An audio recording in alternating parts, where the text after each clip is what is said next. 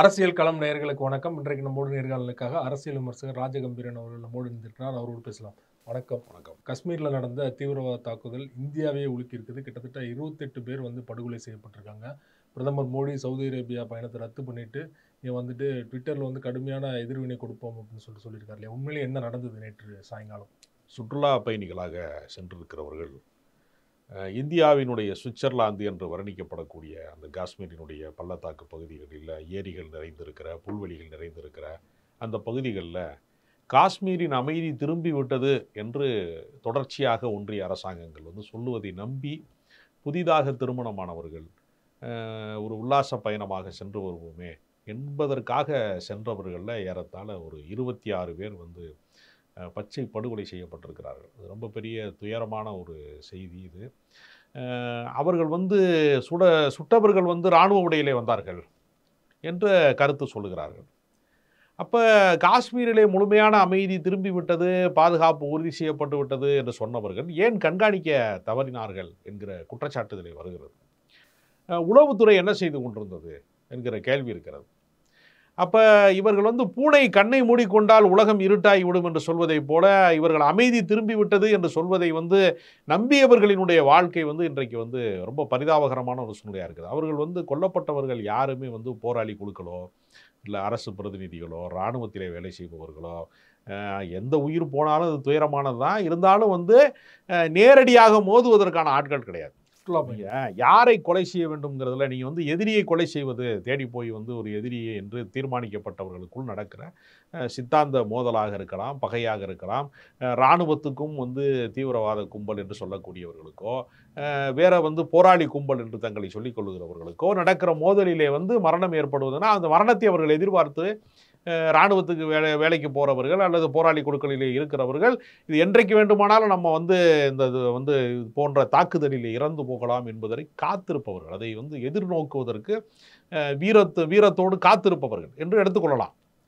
ஆனால் சுற்றுலா போகிற பயணிகள் ஒரு பெண் தன்னுடைய கணவனை சுட்டுட்டு என்னையும் கொலை செஞ்சிருங்க என்று கதறுகிற காட்சியெல்லாம் ஊடகங்களிலே வருகிற போது இது எதற்காக நடக்கிறது ஒரு பெரிய கேள்வி இருக்கிறது. ஏனென்றால் ஒவ்வொரு முறை இது போன்ற அத்துமீறல்கள் தாக்குதல்கள் நடக்கிறதற்கு பின்னால் சாமானிய மக்கள் அதில் கிடையாது. இப்போ உதாரணத்திற்கு இந்த துப்பாக்கிச்சூடு நடந்து உயிரிழந்தவர்களுக்கு அவசர உதவி எல்லாமே செய்தது பார்த்தீங்கன்னா இந்த உள்ளூரில் இருக்கக்கூடிய இஸ்லாமிய மக்கள் தான் அதை செய்கிறாங்க. அப்போ இங்கு நம்ம ஒட்டுமொத்தமாக இஸ்லாமிய தீவிரவாதிகள் கொலை செஞ்சுட்டு போனாங்கன்னு சொல்லுகிற நம்ம இயல்பாக சொல்லி விடுறோம். ஆனால் யதார்த்தத்தில் என்னவாக இருக்குன்னா அது அந்த பகுதி மக்கள் தான் அந்த மிச்சம் இருக்கிறவர்களை காப்பாற்றுகிற, அவர்கள் மசூதிகளிலே தங்க வைக்கிற, அதையும் சேர்த்து பார்க்க வேண்டியிருக்கிறது. அப்போ ஒரு குறிப்பிட்ட அரசியல் பின்புலம் கொண்டிருக்கக்கூடிய ஒரு அமைப்பு அப்படித்தான் அதை பார்க்க வேண்டியிருக்கிறது. எப்படி நம்ம எல்லா இந்துக்களையும் நம்ம ஆர்எஸ்எஸோட தொடர்புபடுத்த முடியாதோ அது மாதிரி தான் நீங்கள் இஸ்லாமிய குழுக்களாக இருக்கக்கூடியவர்கள், வன்முறை சார்ந்த குழுக்களாக இருக்கக்கூடியவர்களை சாமானிய இஸ்லாமியர்களோடு பொருத்தி பார்ப்பது என்பது நடைமுறைக்கு சரியாக வராது. பொருத்தமான இஸ்லாமியர்களை அவங்களை ஏற்க மாட்டாங்க. ஏன்னா இந்த தாக்குதலிலே கொல்லப்பட்டவர்களே ஒரு இஸ்லாமியரும் இருக்கிறார். அப்போ ஒரு இஸ்லாமியரை ஏன் கொன்றார்கள், அதற்கு என்ன பின்புலம் இருக்கிறது? அவர்கள் கணக்கில் அவர் இஸ்லாமியர் என்று தெரிந்து கொலை, ஏன்னா எல்லாரையுமே தெரிந்துதான் கொலை செய்ததாக, பெயர் கேட்டதாக என்றெல்லாம் பல தகவல்கள் வருகிறது. அப்போ அந்த பாதிக்கப்பட்ட இடத்திலே இருந்து சொல்லுகிறவர்களுடைய வாக்குமூலம் என்பது ரொம்ப கொடூரமாக இருக்கிறது.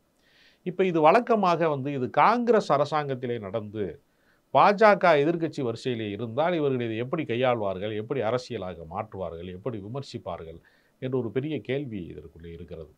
இப்போ அதற்கு நேர்மாறாக எங்களுடைய இராணுவ நடவடிக்கைகள், பாதுகாப்பு நடவடிக்கைகள், உளவுத்துறையினுடைய அறிக்கைகள் எல்லாமே தோற்று போய்விட்டது. இதற்கு பொறுப்பேற்று கொண்டு உள்துறை அமைச்சர் அமித்ஷா பதவி விலக வேண்டும் என்ற ஒரு கருத்தை பல தலைவர்கள் இன்னைக்கு முன்வைக்க தொடங்கிவிட்டார்கள். திருமாவளவன்ல இருந்து சுப்பிரமணிய சாமியின் பெயரால் கூட ஒரு அறிக்கை வந்திருக்கிறதுன்னு நினைக்கிறேன். அப்போ எல்லா தரப்பிலும் உள்ளுக்குள்ள இருந்து ஒரு மாற்று குரலாக எப்பொழுதுமே சுப்பிரமணிய சாமி பேசுவார். அவரை போன்றவர்கள் கூட இந்த கருத்தை பேச தொடங்கி இருக்கிறார்கள். அப்போ அதாவது ஒரு அரசியல் தீர்வு என்பது ஒரு மாநிலத்துக்கு ஏற்கனவே வழங்கப்பட்ட உரிமை 370 என்கிற சிறப்பு அதிகாரம் நீக்கப்பட்டது. பல வலதுசாரிகள் பாஜகக்காரர்கள் இனிமேல் போய் நாங்கள் வந்து காஷ்மீரில் போய் நாங்கள் நிலம் வாங்கலாம், ஏற்கனவே இன்னும் இந்த சட்டம் வந்து சிறப்பு அதிகாரமாக இருந்த 370 என்கிற பிரிவு வந்து அந்த மண்ணின் மைந்தர்கள் அல்லாதவர்கள் பிற மாநிலத்தவர்கள் வந்து அங்கே நிலம் வாங்க முடியாது, காஷ்மீரிலே நிலம் வாங்க வேண்டும் என்றால் அவன் காஷ்மீரினுடைய மண்ணின் மைந்தனாக இருக்க வேண்டும் என்ற ஒரு மாநிலத்தின் சிறப்பு சட்டம் இருந்தது.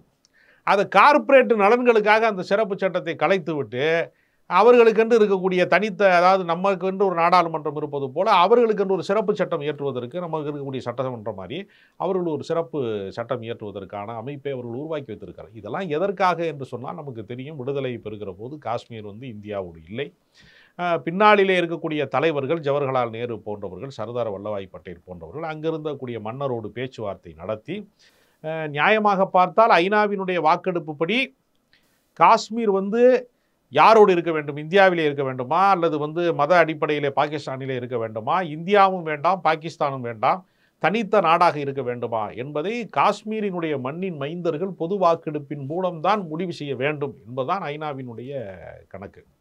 ஆனால் வந்து ஐநா வந்து பொது வாக்கெடுப்பு நடத்தப்பட வேண்டும் என்று சொன்னதை யாருமே நிறைவேற்றவில்லை. அப்போ என்ன செய்கிறாங்கன்னா, அங்கு இருக்கக்கூடிய ஆசாத் காஷ்மீர் என்ற ஒரு கோஷத்தை வந்து விடுதலை பெற வேண்டும் காஷ்மீர் என்று எப்படி தமிழ் ஈழத்திலே போராடினார்களோ, ஒரு போராளி குழுக்களாக வந்து எல்டிடி போன்ற ஆயுத குழுக்களாக இருந்தவர்கள் போராடினார்களோ, அதே போல் அங்கு ஒரு ஆயுத குழுக்கள் வந்து இயங்குகிறது.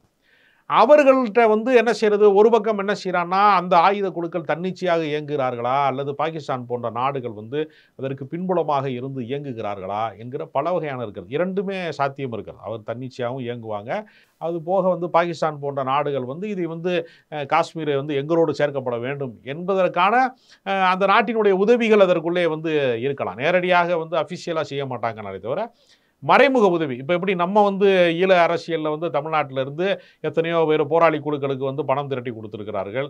சட்டப்படி அது வந்து அந்த இன்னொரு நாட்டின் இறையாண்மையில் தலையிடுவது என்றுதான் சொல்வார்கள். ஆனால் யதார்த்தத்தில் என்னவாக இருந்து, நாம் தமிழர் என்கிற உணர்வின் அடிப்படையில் டீசல் கொடுக்கறதுல இருந்து மருந்து பொருட்கள் அனுப்புவதில் இருந்து எல்லாம் இப்போ இங்கே இருக்கக்கூடிய தமிழர்கள் எல்லாமே அந்த போராளி குழுக்கள் கொடுத்தது போல் அங்கு நடைமுறைகளை சாத்தியமாக இருக்கிறதுக்கு அதிகமான வாய்ப்பு இருக்கிறது. அது நம்ம மறுக்க முடியாது. அதை தாண்டி இந்த அமைதியை நிலைநாட்டுவதற்கு அவர்கள் அரசியல் அதிகாரத்தை குறைத்திருப்பதற்கு பதிலாக அந்த அரசியல் அதிகாரத்தை பாதுகாத்திருக்கலாம் என்கிற ஒரு கேள்வி இருக்கிறது. இப்போ பாகிஸ்தானுடைய அமைச்சராக இருக்கக்கூடியவர், அங்கே இருக்கக்கூடிய உள்துறை அமைச்சர் சொல்கிறாரு, இது உங்கள் உள்நாட்டு பிரச்சனைப்பா, என்னையாப்பா வம்புக்கு இருக்கிறீங்க அப்படின்னு அவர் கேட்குறாரு. அப்போ ஏன் உள்நாட்டு பிரச்சனைன்னா, இந்தியாவில் வந்து காஷ்மீரில் மட்டும்தான் அப்படி நடக்குதா, மணிப்பூரில் கலவரம் நடக்குது, சத்தீஸ்கரில் நடக்குது, பல மாநிலங்களில் நடக்குது. அதுபோக வந்து வக்ஃபு வாரிய திருத்த சட்டத்தின் பேரால் இஸ்லாமியர்களுக்கு எதிரான ஒரு பெரிய ஒரு மோசமான ஒரு சட்டத்தை, கருப்பு சட்டத்தை கட்டவிழ்த்து விட்டிருக்கிறார்கள். இஸ்லாமியர்களுடைய சொத்துக்கள் வந்து ஏதாவது தகராறுக்கு உட்பட்டால் ஒரு மாவட்ட ஆட்சித்தலைவராக இருக்கக்கூடியவரே வந்து அதை பறிமுதல் செய்து அரசின் சொத்தாக மாற்றலாம், வழக்கு இருந்துச்சுன்னா அப்படி மாற்றிக்கிறலாம் என்றெல்லாம் கூட ஒரு ஒரு கருப்பு சட்டத்தை உருவாக்கி ஒரு அதிகார துஷ்பிரயோகத்தை சட்டப்பூர்வமாக நடைமுறைப்படுத்தி இருக்கிறார்கள். அதனால் இது எதன் காரணத்திலே நடக்கிறதுன்னு நமக்கு தெரியலை. இது மாதிரியான சிறுபான்மை மக்கள் வந்து தங்களுக்கு அச்சுறுத்தல் இருக்கிறது என்பதை காட்டுவதற்காக, எதிர்வினை ஆற்றுவதற்காக அவர்கள் துப்பாக்கி சூடை நடத்தி இருக்கிறார்களா, இந்த கொடைகளை நடத்தி இருக்கிறார்களா, அல்லது வந்து பாகிஸ்தானுடைய தூண்டுதல் என்றுதான் இவர்கள் சொல்லுகிறார்கள். அப்படி என்றால் பாகிஸ்தானுடைய தூண்டுதலின் பேரால் இங்கே ஒரு குழு இயங்க முடியும் என்று சொன்னால் நம்மளுடைய பாதுகாப்புத்துறை வந்து பலவீனப்பட்டு விட்டதுன்னு அர்த்தம், தோற்று விட்டதுன்னு அர்த்தம். அப்போ நம்ம இவ்வளோ நாள் சொன்னது என்ன அர்த்தம்? ஒரு இரும்பு மனிதர் 56 இன்ச்சு அவர் வந்து நாங்கள் இரும்பு கரம் கொண்டு ஒடுக்குவோம், இப்போ வந்து காஷ்மீரில் அமைதி திரும்பி விட்டது என்று எவ்வளவோ கருத்துக்கள் அவங்க சொன்னாங்க இல்லையா? அப்போ அது எல்லாமே உண்மை கிடையாதுல்ல. இப்போ காங்கிரஸ் காலத்திலே வந்து இது போன்ற தாக்குதல் நடக்கும்போது பேசிய அதே வாய்கள் தான் இன்னைக்கு வந்து மோடி அரசாங்கத்தின் போது, இந்த பாஜகவினுடைய அரசாங்கத்துக்கு 2014 தொடங்கி இந்த 2025 இந்த காலகட்டங்களில் 11 ஆண்டுகளில் எல்லாமே முடிந்து விட்டதுன்னு இவங்க சொன்னாங்க இல்லையா? அது உண்மை கிடையாது. எப்பொழுதுமே கொதிப்பதை வந்து நீங்கள் வந்து நிறுத்தணும்னா அது வந்து எரிவது வந்து நிறுத்தப்படணும். ஒரு பிரச்சனையினுடைய அடிப்படை தீர்க்கப்படாமல் நீங்கள் கிளையை வெட்டிக்கிட்டே இருக்கிறீங்க, வேறு உள்ள இருக்குது, அது வந்து மறுபடியும் வந்து அந்த கிளையின் வழியாக அது ஒவ்வொரு மரமாக துளிர்த்து கொண்டே இருக்கும், ஒரு இலையாக துளிர்த்து கொண்டே இருக்கும். அப்போ ஒரு பிரச்சனை இருக்கிறது என்றால் அந்த பிரச்சனையை தீர்க்க வேண்டும். அந்த மண்ணின் மைந்தர்களுக்கு அவர்களுக்கான உரிமைகளை வந்து உறுதி செய்யாமல் போராளி குழுக்கள் ஆயுதங்களை மட்டும் கைவிட்டு விடுவார்கள் என்று நம்புவது நாம ஏமாற்றிக் கொள்வதில் தான் முடியும். அதைத்தான் இந்த தாக்குதல் சம்பவம் நமக்கு சொல்லிக்கொண்டே இருக்கிறது. குறிப்பாக தாக்குதல் நடைபெற்ற பகல்காம் அப்படிங்கிற ஏரியா வந்து கார்லேயோ இதுலேயோ போக முடியாது, நடந்தது ட்ரெக்கிங் தான் போக முடியும், அதையும் தாண்டி வந்து இல்லை குதிரை ஏற்றத்தில் போக முடியும். அப்படி ஒரு சிக்கலான பகுதியில் தான் அவங்க தேர்ந்தெடுத்து திட்டமிட்டு தாக்குதல் நடத்திருக்காங்க இல்லையா? குறிப்பாக அந்த வீடியோவில் பார்க்கும்போது ஒரு பாதுகாப்பு அதிகாரி கூட அந்த இடத்துல இல்லை. சமீபத்திலலாம் 1,00,000 பேர் வந்து இராணுவத்திலேருந்து நீக்கினதே ஒரு சர்ச்சையானது, ஆட்குறைப்பு பண்ணியிருக்காங்க. ஸோ ஆட்குறைப்பு பண்ணதே ஒரு காரணமாயிடுச்சு அப்படிங்கிற மாதிரியான விமர்சனங்கள் எழுந்திருக்கு. அதாவது இராணுவத்திலே வந்து ஏற்கனவே அக்கினிபாத் என்கிற பேரில் கான்ட்ராக்ட், நீங்கள் வந்து ஒரு குறிப்பிட்ட ஆண்டுகள் வந்து இருந்தால் போதும், 4 வருஷம் இருந்தால் போதும், 5 வருஷம் இருந்தால் போதும்னு கான்ட்ராக்ட் ஜாப் அதை மாற்றினது இருக்குல்ல. நீங்கள் இந்த நாட்டையே பாதுகாப்பதற்காக வந்து உயிரை தியாகம் செய்வதற்காக அவன் பனி படர்ந்த பிரதேசங்களிலேயும் கொடூரமான வந்து குளிர் பிரதேசங்கள்லையும் வெயில் இருக்க அடிக்கக்கூடிய இடங்கள்லையும் உயிர் தியாகம் செய்யக்கூடிய அளவிற்கு ஒரு வீரம் சரிந்த விஷயங்களில் போய் இருக்கக்கூடிய இராணுவ வீரர்களுக்கு நீங்கள் தேசபக்தியின் பேரால் கட்சி நடத்துகிறவன் எதற்காக வந்து ஏறத்தாழ வந்து கடந்த ஆண்டு மட்டுமே 1,80,000 பேரை வேலையை விட்டு தூக்கி இருக்கிறாங்க. நீங்கள் சாதாரணமாக ஐடி கம்பெனியில் ஒருத்தனை வேலையை விட்டு தூக்குறதுக்கும் இராணுவத்தில் இருக்கக்கூடிய சில அத்தியாவசிய பணிகள் சார்ந்த விஷயங்களில் இப்போ நீங்கள் யோசிச்சு பாருங்கள். நம்ம எல்லாரும் ஒரு விசேஷ தினங்களை வந்து நம்ம வந்து கொண்டாடுறோம், ஒரு தீபாவளி கொண்டாடுறோம், பொங்கல் கொண்டாடுறோம், ஏதோ ஒரு விசேஷ தினங்களை வந்து நம்ம கொண்டாடுறப்ப மருத்துவ பணியாளர்கள் ஆஸ்பத்திரியில் இருக்கான். இவன் பட்டாசை வெடிச்சிட்டு போகும்போது அவன் வந்து அன்னைக்கு தீபாவளி கொண்டாடாமல் அவன் வந்து வெடிக்கிறவன் எவனாவது வருவேன் அன்னைக்கு அவனுக்கு வந்து ஃபஸ்ட் எய்டு பண்ணணும்னு காத்திருக்கிறது இருக்கும். ஆம்புலன்ஸ் ஓட்டுறவன் இருக்கான். இப்போ நீங்கள் காவல்துறை சார்ந்தவர்கள் பார்த்தீங்கன்னா முக்கியமான விசேஷ தினங்களில் பாதுகாப்பு பணியில் இருப்பாங்க. அதாவது இவர்கள் எல்லாவற்றையும் விட, காவல்துறையை விட, மருத்துவத்துறையை விட, அத்தியாவசிய பணி சார்ந்த எல்லா துறைகளையும் விடவும் இராணுவம் ரொம்ப முக்கியமானது. அப்போ இராணுவத்துக்கு செலவிடுவது அப்படிங்கிற விஷயத்தில் ஏன் கோட்டை விட்டார்கள்னு ஒரு கேள்வி இருக்குல்ல. எதற்கு இவ்வளோ பேரை வந்து வேலையை விட்டு அனுப்ப வேண்டும்? இவ்வளோ பேருக்கு வந்து அவங்களுக்கு வந்து ஓய்வூதியம் கிடையாது. ஒருத்தனை வந்து ஒரு 5 வருஷம் 4 வருஷம் வந்து துப்பாக்கி பயிற்சியெல்லாம் கொடுத்துட்டு வேலையெல்லாம் வச்சுட்டு அவனை திடீர்னு வேலையை விட்டு தூக்கிட்டின்னு வச்சுங்க, அவன் தினவெடுத்த உடம்பு பயிற்சியோட துப்பாக்கி சுடுற பயிற்சியோடு இருக்கிறவனை கொண்டு ஊருக்குள்ளே விட்டுட்டேன்னா அவனுக்கு வேலை இல்லைன்னா அவன் சமூக விரோதிகள் கையில் வந்து அடியாளாக போகிறதுக்கான வாய்ப்பு இருக்குல்ல. அந்த ஆபத்தை உருவாக்கக்கூடாதுல்ல. இராணுவ வீரனாக இருந்தவன் கடைசி வரைக்கும் நாட்டை காப்பாற்றுகிற கண்ணியமிக்க ஒருவனாக அவன் வாழ்நாள் மிச்ச காலம் போகிறதுக்கு அவனுக்கு ஓய்வூதியம் வேணும்ல, அவன் வாழ்க்கைக்கு உத்தரவாதம் வேணும்ல.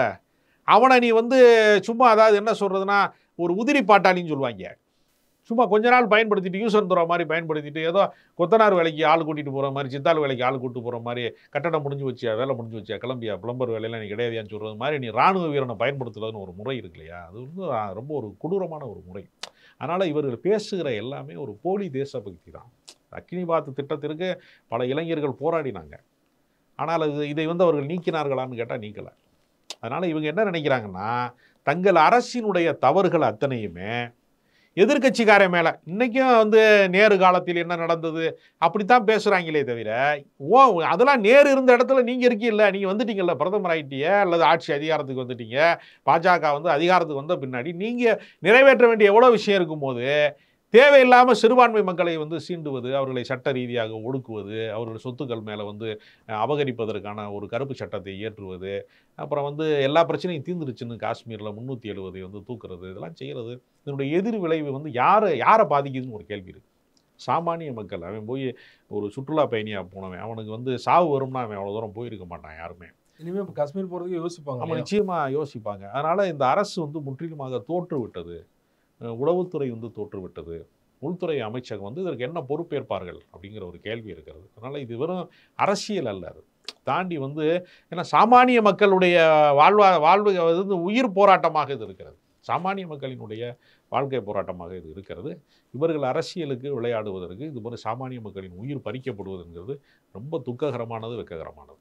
தாக்குதல் நடத்துவங்களோட நோக்கம் மெசேஜ் வந்து யாரும் காஷ்மீருக்கு வராதீங்க வெளியில இருந்து அப்படிங்கிறது தான். அதனாலதான் இல்லையே அவன் வந்து என்ன சுற்றுலா பயணிகள்ல சிவிலியன்ஸ் எங்கேயுமே தாக்குனது இல்லை. இல்லை கணவனை கொண்டு கண் முன்னால் கொன்ற போது அந்த இளம் மனைவிட்ட வந்து என்னையும் கொன்று விடுங்கன்னு அவ கதறும் போது மோடிகிட்ட போய் சொல்லுங்கிறது ஒரு ஆளை விட்டுட்டு போறான்னா அப்படி ஒரு டயலாக் சொன்னதாக அவர்கள் சொல்லுகிறார்கள். அது களத்திலே நடந்தது அப்படிங்கிறதுனால மிகைப்படுத்தி சொல்லுகிறார்கள் என்று சொல்ல முடியாது. அப்போ இந்த மத்திய அரசாங்கத்திற்கு எச்சரிக்கை விடுவதற்காக தான் இந்த தாக்குதலை நடத்தி இருக்கிறார்கள் என்பதுதான் அவர்களுடைய கருத்தாக இருக்கிறது.